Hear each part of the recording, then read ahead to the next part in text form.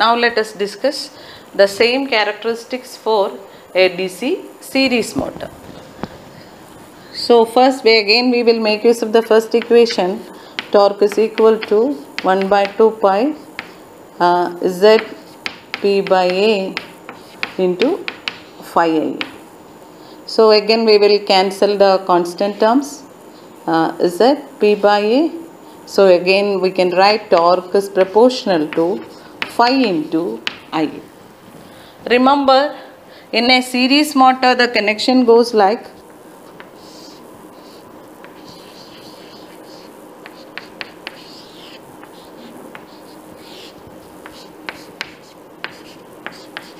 so this is the applied voltage V and this is the series field winding RSC, and of course you have the armature resistance RA and all. So now when you apply the voltage here, see the current IA decides the flux produced in the field winding.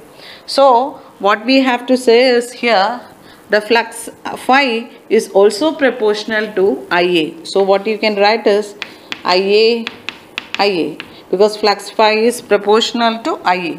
So what we can say, it is IA square. So the characteristics will be like a parabola. So this is IA and this is torque. So it will be a parabola because it is a square. It is proportional to square of IA. But after a while we draw it as a straight line. So can you think of the reason? After a while it is like a straight line because there is the phenomena known as magnetic saturation. So after a value of particular current, field current, even though the field current is increased, the current armature current remains constant. So in such case the equation will reduce to torque proportional to IA as in this first case. So it is a straight line. So for some time it is proportional to IA square and later it is proportional to only IA. So the characteristics takes this shape. Now similarly we consider the next one, which is N versus IA, and we make use of the EB equation again. EB is equal to phi ZNP by 60A, and as we have removed earlier, so it is Z, it is P, so it is EB is proportional to phi into N, or N is proportional to EB by phi. So EB we will replace it with V minus IARA divided by phi. So in this case, remember, as we said, the flux is proportional to the armature current IA. So we can say that the N is proportional to inversely proportional to the flux phi or the armature current, because the numerator we can consider almost as a constant. So we say N is proportional to, say, I, inversely proportional. So the shape of the graph will be a hyperbola. So we have IA here, N here, because it is inversely proportional. So the characteristics takes the shape of a hyperbola. So that is about the characteristics, electrical characteristics wherein speed versus IA. Now as in the previous case, we can club these two and we derive the condition for N versus T, because here what we have seen is N is the torque is proportional to IA square. So that what we can write here is N is proportional to 1 by T, or it is root of T, IA. So it is IA square. So you can say N is proportional to 1 by root of IA, or it is the characteristics again remains the similar characteristics because it is inversely proportional. So it is, here you have speed and here you have torque. So that is the third characteristics. So it is, so we say it is similar to that of the speed versus IA characteristics. So that's about the characteristics of a DC motor. Now we can have some problems on these last two topics. I hope you have. Hi students, now we will see what are the applications of DC motors and necessity of a starter in a DC motor. So first we will come to applications of DC motors. So we have seen the characteristics of DC motors just now, wherein this is the speed versus armature current of a shunt motor, and this characteristics is that for a series motor. So now keeping these two characteristics in mind, we can discuss the applications of these motors. Now first, observing this, what we see is the speed of a DC shunt motor remains almost constant irrespective of the armature current. It was, of course, it is slightly drooping characteristics, but almost the speed remains constant irrespective of the value of IA. So this can be used for applications like lathe machines, drilling machines, water pump. All these applications we need to have a constant speed irrespective of the armature current. So in such applications we make use of shunt motor. So the applications can be lathe machines, drilling machines, or you can even have say motor for the water pumps. So for all these applications we make use of the DC shunt motor. Now coming to DC series motor, see it has a inverse characteristics, or at very low load current or torque, what we can say is the speed of the DC motor is very high. It is dangerously high. If the very low armature current or very low torque, the speed of the DC series motor is dangerously high, and that it may damage mechanically the machine. So DC series motor is never advisable to start at very low loads. So you can remember applications like elevators in shopping malls and all, elevators, cranes. In such applications we know that the starting torque is always very high. So when starting torque is high, only in such cases we can make use of the DC series motor. So DC series motor is used for say we can say for cranes and say elevators and all. And even remember, it is never advisable to start a DC series motor at low loads, or in such case the speed will be tremendously high. Now next topic which we have to see is the necessity of a starter in a motor. See, starter means it is just to control the starting current. It is not something to push the motor running. Don't mistake it. The starter is just nothing but an element, or it can be just a resistance which will be added in series with the motor when it is getting started. And once it gets the full speed, we remove the resistance from the circuit. Such as a device, we call it as a starter. Now what is the necessity? We have already discussed the voltage equation of a DC shunt motor. Say V is equal to IaRa plus EB, or rather IaRa equals V minus EB. So what is Ia equals? Ia equals V minus EB divided by Ra. And we know at starting, or when the voltage is applied, when the motor has not a pickup speed, the speed we can consider as very low, and in such case the back EMF induced also will be very less.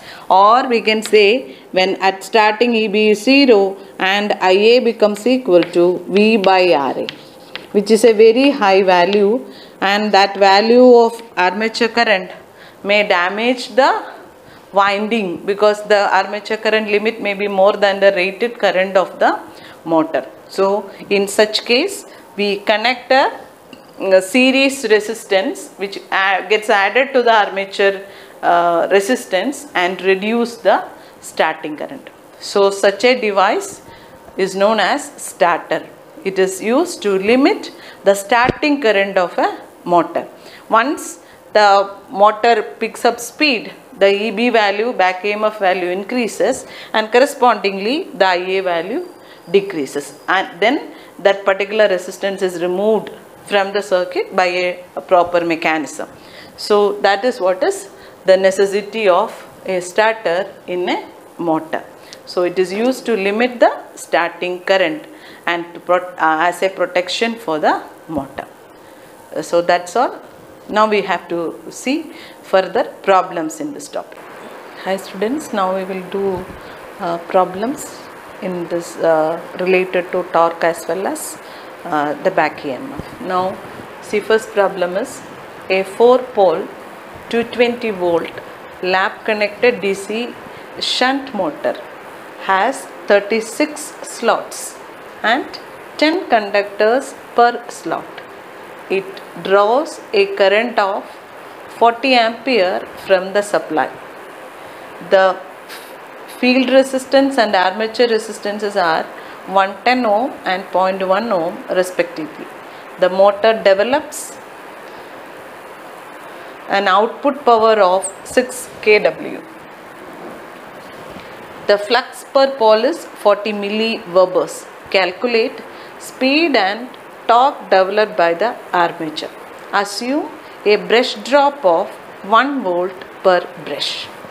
So now the values which are given, number of poles is 4, and the voltage, applied voltage is 220 volt.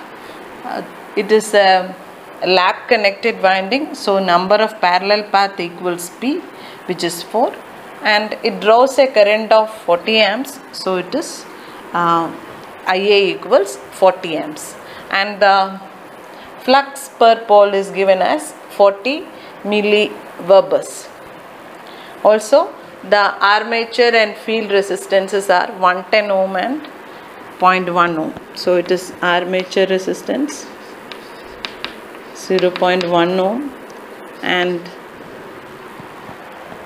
shunt motor, so it is the field resistance RSH is 110 ohm.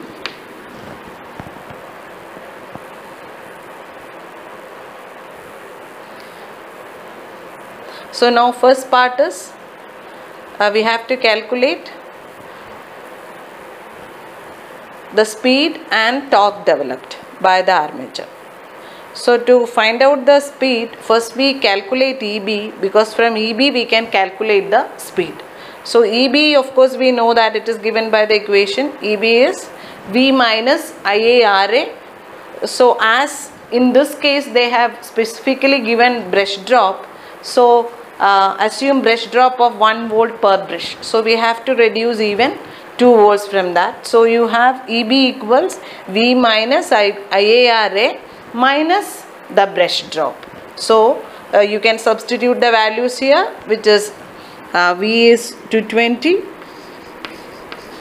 minus IA is given as 40 into RA is given as 0.1 ohm and minus 1 volt per brush. So we have to do 1 into 2 because there are 2 brushes, so rather we will deduct 2 volts. So this will give you the value of EB, and once you get the value of EB, we know that the equation is EB equals 5ZNP by 60A. So in this equation we substitute the value of EB here, and we can substitute all other values except speed. So wherein we can calculate speed. Of course, we need to calculate. Phi is directly given. So it is, phi is 40 into 10 raised to minus 3 into Z. Z we have to calculate. The data given us, it has 36 slots and 10 conductors per slot. So Z value equals 36 into 10, because 36 slots and 10 conductors. So total conductors equal 36 into 10. So that is what is Z. So into 360 into N, speed which we have to calculate, and P is 4, divided by 60 into 4. So the only unknown is N. When you substitute the value of EB here, so you can get the speed. Now the last part is torque, and torque is given by the equation 1 by 2 pi Zp by A phi into Ia. So we know all the terms here. 1 by 2 pi Z 360. So it is 1 by 2 pi into 360 into 4 divided by 4 into phi is 40 milliwebers, 10 raised to minus 3 into Ia is 40 amps. So when you calculate this, we will get the value of torque. So that's all in this particular problem. Now we come to another problem which is on series motor. A 220 volt DC series motor is taking a current of 40 amps. Resistance of the armature is 0.5 ohm. Calculate the voltage at the brushes, back EMF and power loss in the armature. So the values given are V is 220, Ia is 40 amps, Ra is 0.5 ohms, V brush, EB and power loss we have to calculate. So this is a series motor. So just we will consider the diagram. And this is the applied voltage V. So you have RSC here,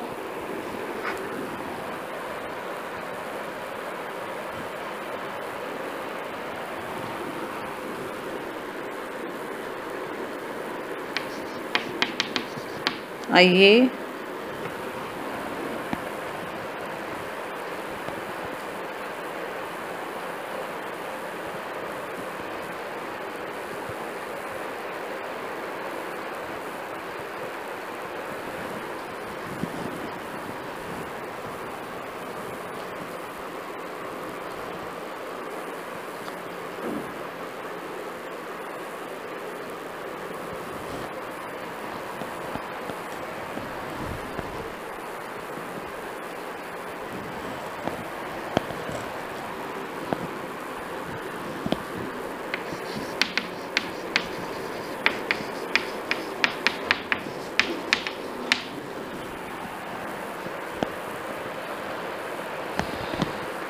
so they have also given the value of RSC as 0.25 ohms. So the first question is the voltage at the brush. So when you have to come to the voltage at the brush at this point, of course this is applied voltage. So what we have to deduct Ia into RSC, which is the dropping series field winding, to get the V brush. So we have to get this is V brush. So first we will deduct V brush equals V minus Ia into RSC. So that will give you the value of, so it is 220 minus Ia is 40 into 0.25. So that you will get the value of V brush. And next is EB. So to get EB we have to even reduce the drop in the armature resistance. So it will be V minus Ia into RSC plus RA, or you can substitute subtract IARA drop from V brush also. Either way you can do. So if you substitute 220 minus 40 into 0.25 plus 0.5. So that will give you the value of EB. And power loss in the armature. So power loss in the armature, we have discussed the power equation. So the power loss in the armature is nothing but IA squared RA. So it is IA square is 40 square into RA. RA is given as 0.5 ohm. So this will give you the value of power loss in the armature. So with that we finish this topic also. Hi students. So in the last classes we were discussing about DC generators, and then later we have started with DC motors, and we have seen the operation as well as different voltage equation, power equation and all we have discussed, and what is back EMF, what is its significance, all that we have finished. So now we move to the characteristics of DC motors. So characteristics means what? Characteristics means it is the graphical representation of some parameters in connection with the operation of the motor. Okay, so we have electrical characteristics as well as we have mechanical characteristics. So under electrical characteristics we have torque at the armature. So it is TA, torque versus IA, speed versus IA. So these two we call it as electrical characteristics because both the parameters we are relating it to the armature current IA. So we call them as electrical characteristics. Now coming to mechanical characteristics, we have speed versus torque. Speed versus torque. So these are the characteristics which we have to discuss with respect to the DC motors, and indirectly on this basis we will see the applications of different motors. So now first we have torque versus IA. So in this case, as the field, the flux depends upon the connection of the field winding. So we divide it into, or we discuss this in terms of the field connection. So it is series field or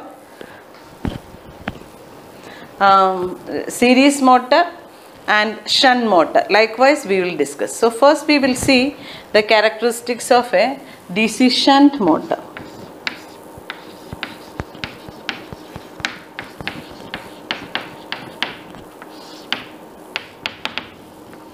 DC shunt motor. So first is torque versus IA. So in the last class we have derived the torque, armature torque relation, or torque is equal to 1 by 2 pi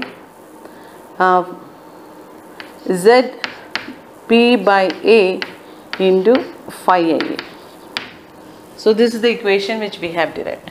So in this we will remove the constant parameters or the this thing. So we will say torque is proportional to, this is a constant, ZP by A is a constant. So we can say torque is proportional to phi into IA. And now think of the DC shunt motor wherein the winding is connected, the field winding is connected in parallel to the armature, and the field current doesn't vary with respect to the armature current. So what we can say is the field remains constant because ISH, the current remains constant and the flux produced remains constant. So we can even remove phi. So we can say torque is proportional to IA. So that means torque is directly proportional to the armature current. So how can we represent the shape then? So we can represent the shape as torque versus armature current. So where it is directly proportional. So when Ia is 0, torque is 0. So what we can draw is, so it's a straight line passing through the origin. So the characteristics, electrical characteristics, first one, torque versus Ia, we have derived from the torque equation and we got that torque is directly proportional to Ia. So we draw, it's a straight line passing through the origin. Now this is the armature torque. Sometimes we also draw the shaft torque. So which will be parallel to, so this is TA and this is TSH. And the difference we say is the lost torque. Because we know that whatever the power developed at the armature may not reach the shaft end. There is a loss in between. So we say that as the lost torque. So that's a torque versus Ia characteristics. Now let us see. So this is the first one. Now let us see what is the speed versus Ia. So second characteristics is speed versus Ia. So for this relation, we have to make use of, say let us make use of the EB equation. Because from this relation, there is no connection with speed. So we make use of EB. So EB is equal to phi ZNP by 68. So now, here also we remove the constant elements. So Z is a constant, P is a constant, 68, all are constant. So it is EB is proportional to phi into N. So what we want is N. So we say N is proportional to EB divided by phi. N is proportional to EB divided by phi. Now EB we can replace as, say, N is proportional to EB is V minus Ia Ra divided by phi. Because we have to make the relation in terms of N and Ia. That is why it is rewritten as V minus Ia Ra. So here, as the Ia increases, the armature current increases, we can say that there is a drop in speed because it is V minus Ia Ra. As Ia, the armature current increases, the Ia Ra drop increases. So, compared to V, the high voltage, that drop is very, very small. So we can say that N is proportional to this, considering this as a constant, we can say it is 1 by phi. N is proportional to 1 by phi, or N is, we are discussing right now the shunt motor. So flux is a constant. So I can even say, so it is V minus Ia Ra. As it is a shunt motor, we can say N is proportional to V minus Ia Ra because flux phi is a constant. So, and compared to V, Ia Ra drop is very less. So what we can say or we can draw is N versus this is Ia and this is N. So we can say N is a slightly drooping characteristics because as Ia increases, there is slight reduction in speed. So it's a slightly dropping characteristics. So that is speed versus Ia.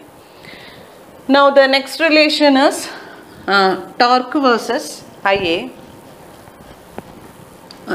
Next relation is speed versus torque. So from these two characteristics we can combine that, because first is first characteristic which we have drawn is torque versus Ia, and we have seen it is directly proportional, and then later we have seen speed is versus Ia is slightly drooping. So when we combine these two, we can say that speed versus torque, because torque is directly proportional to Ia, So this also will be slightly drooping. So these are the characteristics of a DC shunt motor.